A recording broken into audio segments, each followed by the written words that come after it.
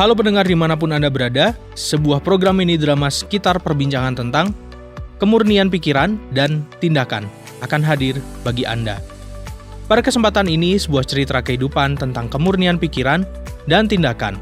Satu bahasan yang menarik dan menantang untuk menjadi bahan perenungan dari sebuah diskusi ringan kaum pria. Tidak usah menunggu terlalu lama, mari kita menyimak bersama bahasan yang menarik ini.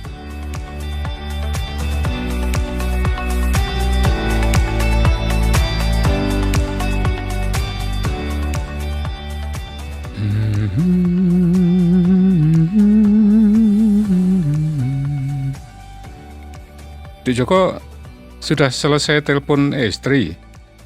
Sudah mas, sudah. Dia nanti akan pulang sendiri dengan naik Gojek kok. Sehingga aku nggak perlu menjemput dia lagi. Dik Joko tadi bilang kalau aku sedang ada di sini ya? Iya, aku bilang apa adanya mas. Oh ya mesti saja Dek. Dek Wati nggak mau mengganggu kita. Istri Dik Joko itu kan orang yang baik sekali. Terima kasih mas. Tapi bagaimana dengan anak-anak? Mereka pergi pulang bersama berboncengan nanti mas. Oh, yang sulung sudah bisa mengendarai sepeda motor. Sudah mas. Nggak khawatir tentang istri dan anak-anak? Enggak mas. Anak-anak juga sudah bisa dipercaya kok. Dan Dek Wati, seperti kata Mas Bambang tadi, adalah wanita yang setia dan nggak bertindak sembarangan. Syukurlah Dek.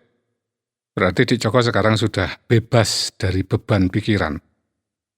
Ya, bebas mas. Bahkan bebas dari rasa bersalah dan dosa. Oh, pikiran Dik Joko sekarang sudah jernih, sudah murni berarti. Oh, jadi kita mau lanjut ngobrol tentang kejernihan pikiran ini. Sedikit lebih besar dari itu Dek. Apa itu mas? Kemurnian pikiran dan tindakan. Kemurnian. Wow. Oke, boleh. Murni berarti jernih. Pikiran dan tindakan yang murni berarti perbuatan dan pikiran atau batin yang jernih. Kadang-kadang ada orang yang tindakannya baik, tapi pikirannya jahat. Betul Dek. Atau bahkan dua-duanya jahat. Yaitu baik pikiran maupun tindakannya nggak jernih. Kalau begitu, karuan mas, nampak jelas ketidakjernihannya. Kadang-kadang gerak-gerik tindakannya tidak menunjukkan keburukannya, tetapi pikirannya kotor, seronok, jahat bahkan. Pikiran yang murni mesti bebas dari pikiran yang kotor, yang seronok, buruk, dan jahat itu. Mestinya juga bebas dari pikiran curiga, dan kadang kita juga sudah berbuat yang tulus murni, tapi orang memandang atau menerima perbuatan kita itu dengan pikiran curiga. Iya, betul Dek. Orang yang murni pikirannya mesti mempunyai ketulusan. Tindakan atau perbuatannya mesti tulus, tanpa pamrih dan tidak mengharapkan apapun. Orang yang tulus, pikirannya mesti bersih. Dan orang yang pikirannya bersih, tindakannya mesti murni dan bersih juga. Iya, betul. Orang yang tulus, bersih pikirannya dan murni tindakannya. Dan mesti rendah hati sikapnya. Berarti nggak ada kesombongan dalam perkataan dan tindakannya. Nggak suka memamerkan kehebatan dirinya, nggak suka menceritakan keburukan orang lain. Begitu ya? Iya, mestinya begitu, Dek. Orang yang murni pikirannya, mestinya selalu berpikiran positif. Orang yang murni pikirannya berarti memandang segala tindakan dan keberadaan orang lain dengan pikiran yang positif. Iya. Nggak menilai yang lain dengan pikiran negatif. Bahkan memandang segala kejadian dan keadaan buruk di dalam dirinya dan di luar dirinya pun dengan pikiran yang positif. Begitu ya, orang murni pikirannya? Iya, orang yang murni pikirannya juga memandang kekurangan atau kelemahan atau keburukan dirinya atau juga keluarganya dengan pikiran positif pula. Dan karena semuanya begitu, artinya selalu berpikiran positif. Mestinya juga melakukan segala sesuatu dengan maksud dan pikiran yang positif juga. Pikiran yang murni, pikiran yang positif, itu pasti membuahkan tindakan yang murni dan positif juga. Wah, indah dan mulia sekali, Mas. Ya, tentu. Tapi mestinya sulit loh, Mas. Jangan katakan sulit, Dek. Kalau kita mengatakan itu sesuatu yang sulit, maka kita akan sering gagal berpikiran dan bertindak yang murni dan positif. Katakan bisa terhadap semua itu. Bisa untuk berpikiran dan bertindak yang murni dan positif. Apakah jika mengatakan sulit akan menjadi lebih mudah jadi berpikir negatif? Bisa begitu. Orang yang berpikiran negatif akan memandang segala kebijakan dan kebajikan dengan pikiran yang buruk, tidak dengan pikiran yang jernih, sehingga suka menghakimi orang lain. Wah, repot ya kalau ketemu dengan orang yang seperti ini. Betul, Dek. Nggak ada sesuatu yang benar bagi dia, selain pikiran dan tindakannya sendiri.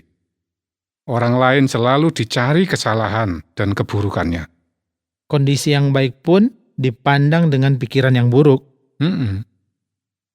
Yang buruk itu bukan apa yang dilihat sebenarnya. Yang buruk itu adalah pikiran dan penglihatannya. Dan harusnya orang seperti itu pakai kacamata positif. Kacamata kebajikan. Jangan kacamata hitam. Pakai kacamata manapun, apapun, akan tetap buruk, Dek. Orang yang berkacamata hitam pun akan tetap bisa melihat kebaikan kalau dia berpikiran positif. Iya juga. Kalau kejadian atau sesuatu yang baik saja dipandang buruk, apalagi kejadian atau sesuatu yang buruk ya. Oh iya. Dia akan cepat sekali bereaksi atau bertindak buruk. Yang buruk bukan hanya pikirannya, tetapi tindakannya juga jadi buruk. Semoga orang seperti itu mendapat pelajaran untuk berubah dari negatif ke positif. Semoga para tokoh agama dan para pemimpin mempunyai wibawa terhadap orang seperti itu, untuk membimbing mereka, memeriksa pikiran dan tindakannya yang negatif, yang buruk itu. Semoga kemudian mereka menyadari dan mengakui keburukan pikiran dan tindakannya. Lebih lanjut dari itu, Dek, semoga pikiran dan tindakannya dimurnikan. Iya ya. Kalau pikiran dan tindakannya murni, maka nggak ada kemunafikan di dalam dirinya. Ya, setuju sekali, Dek. Kemunafikan itu sangat tidak disukai oleh Tuhan. Sebab Tuhan bukan hanya melihat tindakan atau perbuatan yang baik sekalipun, tetapi Tuhan itu melihat hati dan pikiran orang, murni atau palsu, negatif atau positif. Tuhan nggak menyukai perbuatan yang nampak baik, tetapi pikirannya buruk. Ya, betul sekali. Bahkan Tuhan nggak menyukai ibadah umatnya yang dilakukan dengan khusyuk sekalipun, kalau pikiran, batin, dan hatinya penuh dengan pamrih, untuk pamer kesalehan atau kebaikan, atau hanya untuk mendapatkan berkat rahmat-Nya. Tuhan menyukai yang murni. Betul.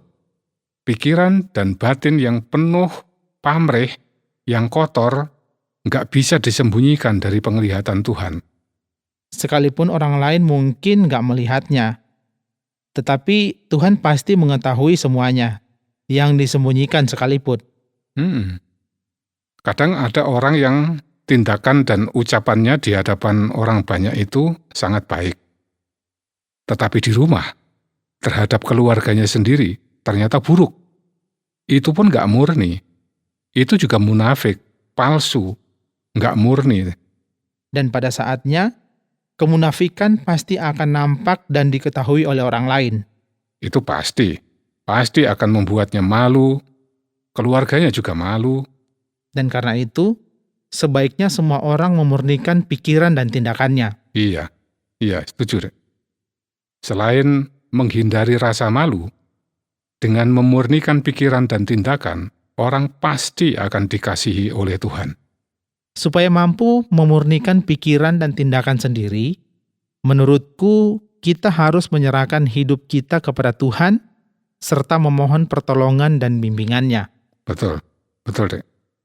Tuhan suka memurnikan hati dan pikiran orang yang berserah kepadanya. Sebab Tuhan memang menghendaki pikiran dan tindakan yang murni pada diri setiap umatnya. Orang yang murni pikiran dan tindakannya mesti akan menjadi orang yang berwibawa. Wah, aku setuju sekali, Dek. Dan karena wibawanya, orang itu pasti akan disegani dan dihormati oleh orang lain. Bahkan atasan atau bos atau pimpinannya sekalipun akan menghormatinya. Wow, keren. Ya, dan di keluarga, pria yang murni pikiran dan tindakannya, yang berwibawa itu, pasti akan dicintai oleh istrinya dan dipatuhi oleh anak-anaknya. Enak, menenteramkan, dan bahkan membahagiakan ya. Iya, orang yang murni pikiran dan tindakannya pasti juga akan bisa tetap tenang dan damai, walaupun dipandang negatif oleh orang lain. Sekalipun dianggap salah dan buruk, dia akan tetap tenang dan gak reaktif. Iya, karena yang penting bagi dia adalah bertindak yang sebenarnya dan semestinya berdasarkan pikiran yang murni, yang tulus dan jernih itu tadi. Aku akan berusaha ini Mas, memiliki kemurnian pikiran dan tindakan. Pria pemberani itu pasti bisa, ya begitu itu. Oke, pasti bisa. Dik Joko, Ya Mas. aku pamit pulang dulu ya. Loh, kok buru Mas? Aku belum mandi nih. Oh, baiklah. Aku harus segera mandi biar badanku jernih sejernih pikiranku. Wah, oke, siap. Sampai ketemu lagi ya Mas.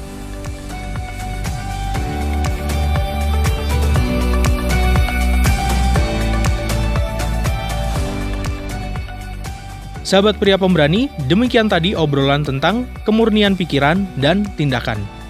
Semoga obrolan yang singkat tadi bermanfaat dan menjadi wawasan untuk diperhatikan supaya menjadi suami yang murni dalam pikiran dan tindakannya. Pria pemberani terus maju dan berjuang. Terima kasih atas partisipasi Anda. Sampai jumpa kembali dalam topik yang berbeda dan menarik di dalam program yang akan datang. Jika Anda memiliki pertanyaan atau ingin memberi respon terhadap topik yang berhubungan dengan program ini, silakan menyampaikan melalui WhatsApp ke nomor 081 333 777 386. Sampai jumpa.